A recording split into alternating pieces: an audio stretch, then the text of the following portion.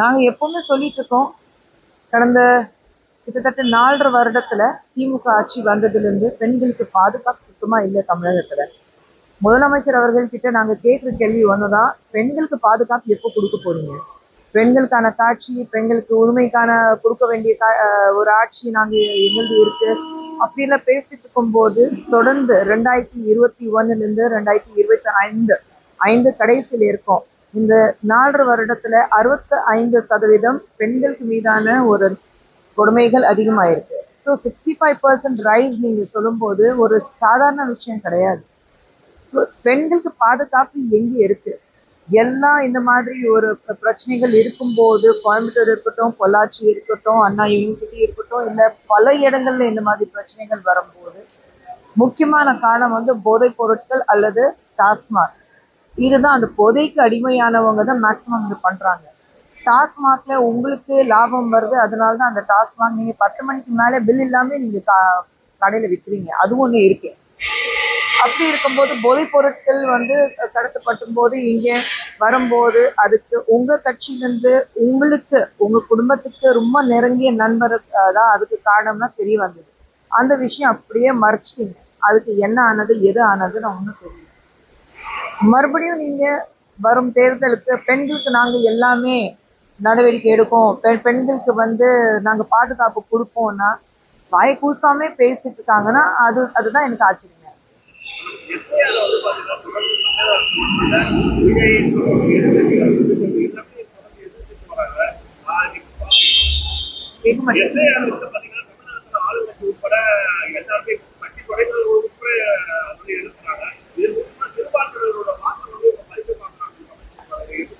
எனக்கு புரியல, தமிழகம் மட்டும்தான் விதிவிலக்கா?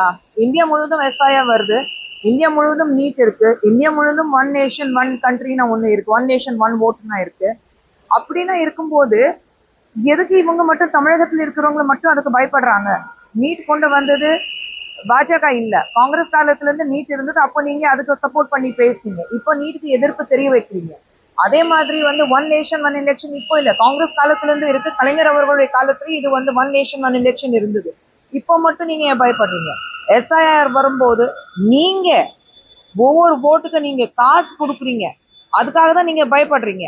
இதே பீகார்ல ஒரு மிக சிறந்த தலைவர் ராகுல் காந்தி, இல்லைன்னா ராகுல் காந்தி மிக சிறந்த தலைவர் முதலமைச்சர் ஸ்டாலின் அவர்கள் சொல்றீங்க. ஆனா இங்கே முதலமைச்சர் ஸ்டாலின் அவர்கள் பீகார்ல இருந்து வந்தாக்கா அவங்க பிடிக்காக தான், லைக் பிடிவாளர் தான் சொல்றீங்க. அப்படி இருக்கும்போது உங்களுக்கு எது சாதகமா இருக்கோ அப்போ நல்லா இருக்கு.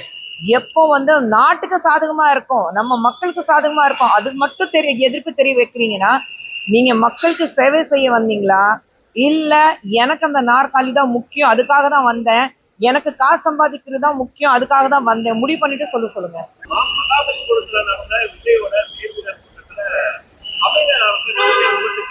என்னங்க என்னங்க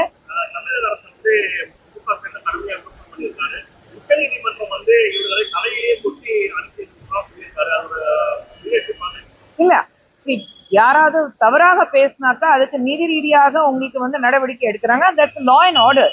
நாங்க லா அண்ட் ஆர்டர் மாத்தி பேசுங்க, லா அண்ட் ஆர்டர் தாண்டி பேசுங்கன்னு யாருமே சொல்லல.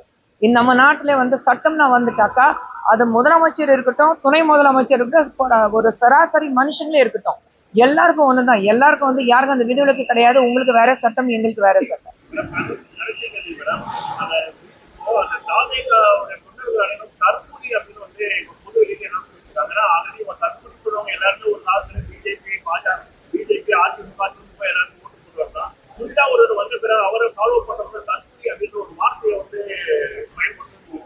இல்ல, நான் அதுக்கு பதிவு தேவிகாக்கு நான் ஸ்போக்ஸ் பர்சன் கிடையாது.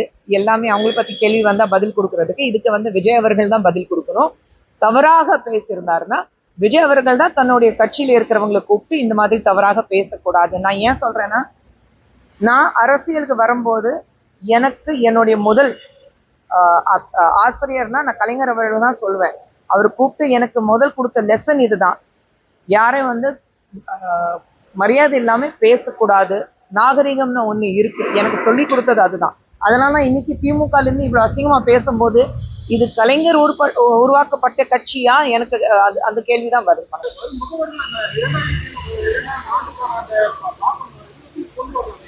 ரெண்டாயிரத்தி இருங்க இல்லைங்க, எத்தனை பேர் 2022 இருந்து இப்போ எத்தனை பேர் வாக்குறுதி அது வாக்களிக்கிறதுக்கு தயாரா இருக்காங்க? மாறுது இல்ல வருஷம் வருஷம். இப்போ போன வருஷத்துக்கு இந்த வருஷத்துக்கு பாத்தீங்கன்னா சில பேர் இருப்பாங்க, சில பேர் இருக்க மாட்டாங்க.